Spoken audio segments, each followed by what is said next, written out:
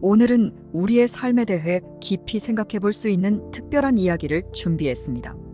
루이제 린저의 소설 삶의 한가운데를 통해 우리는 인생의 의미와 우리가 마주하는 선택들에 대해 새로운 시각을 얻을 수 있을 것입니다.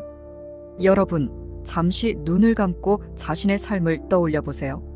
지금 이 순간 여러분은 어디에 서 있나요? 과거의 후회와 미래의 불안 사이에서 갈등하고 있지는 않나요? 혹시 진정한 나를 잃어버린 것은 아닐까요? 루이제 린저의 삶의 한가운데는 이런 우리의 고민을 정면으로 마주합니다. 주인공 리나를 통해 우리는 삶의 한가운데로 뛰어드는 용기, 그리고 그 속에서 발견하는 진정한 자아에 대해 이야기하고자 합니다. 이 소설이 발표된 1950년대, 전쟁의 상처로 가득했던 유럽의 젊은이들 사이에서 리나 신드롬이 일어났다는 사실 알고 계셨나요? 왜 그들은 리나에게 열광했을까요?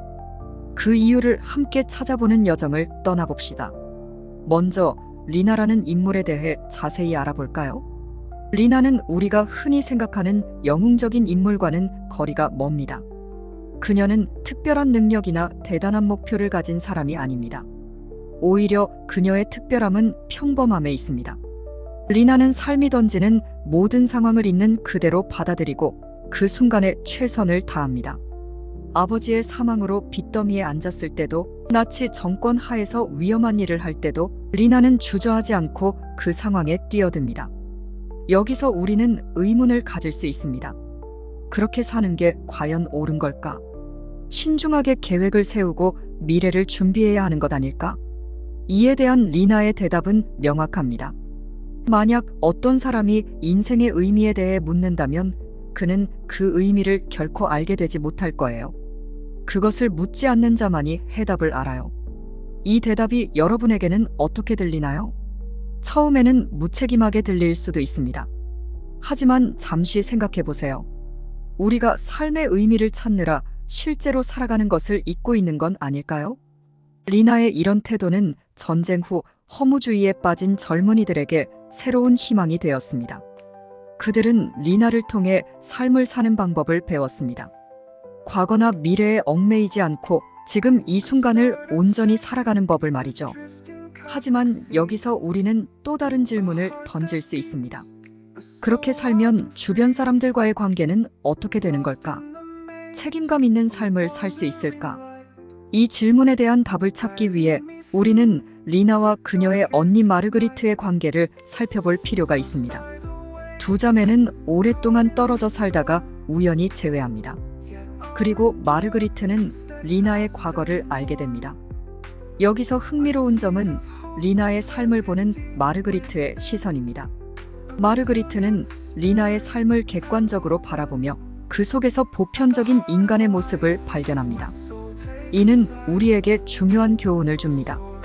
우리의 삶이 아무리 독특해 보여도 그 속에는 모든 인간이 공유하는 보편적인 무언가가 있다는 것입니다. 그렇다면 우리는 어떻게 살아야 할까요? 리나처럼 순간에 충실하게 살면서도 마르그리트처럼 삶을 객관적으로 바라볼 수 있는 균형을 찾는 것이 중요할 것 같습니다. 이 소설의 제목 삶의 한가운데는 우리에게 많은 것을 시사합니다. 우리는 항상 삶의 한가운데에 있습니다. 과거도 미래도 아닌 바로 지금, 이 순간에 말이죠. 그리고 이 순간이야말로 우리가 진정으로 살아갈 수 있는 유일한 시간입니다. 여러분, 지금 이 순간 여러분의 삶의 한가운데에서 무엇을 하고 계신가요? 여러분이 정말로 원하는 것을 하고 계신가요? 아니면 누군가의 기대에 부응하기 위해 혹은 불확실한 미래를 위해 현재를 희생하고 계신 건 아닌가요? 리나의 이야기는 우리에게 용기를 줍니다. 삶의 한가운데로 뛰어들 용기, 그리고 그 속에서 진정한 자아를 발견할 용기를 말이죠. 물론 이는 쉬운 일이 아닙니다. 때로는 두렵고 때로는 고통스러울 수도 있습니다. 하지만 그 과정에서 우리는 진정한 삶의 의미를 발견할 수 있을 것입니다. 마지막으로 이 소설의 첫 문장을 다시 한번 떠올려 봅시다. 여자 형제들은 서로에 대해 모든 것을 알고 있든지 혹은 아무것도 모르고 있든지 둘 중 하나다. 이 문장은 단순히 자매 관계만을 이야기하는 것이 아닙니다. 이는 우리 자신과의 관계에 대해서도 말하고 있는 것 같습니다. 우리는 과연 우리 자신에 대해 모든 것을 알고 있을까요? 아니면 아무것도 모르고 있을까요? 어쩌면 우리의 인생이란 끊임없이 자신을 알아가는 여정인지도 모릅니다. 그리고 그 여정의 한가운데에 서 있는 것, 그것이 바로 살아있다라는 것의 의미가 아닐까요? 여러분, 오늘부터 삶의 한가운데로 한 걸음 더 나아가 보는 건 어떨까요? 그곳에서 여러분은 어쩌면 지금까지 몰랐던 자신의 모습을 발견할지도 모릅니다. 그리고 그 발견이야말로 우리 인생의 가장 큰 모험이자 보상이 될 것입니다. At the heart of life.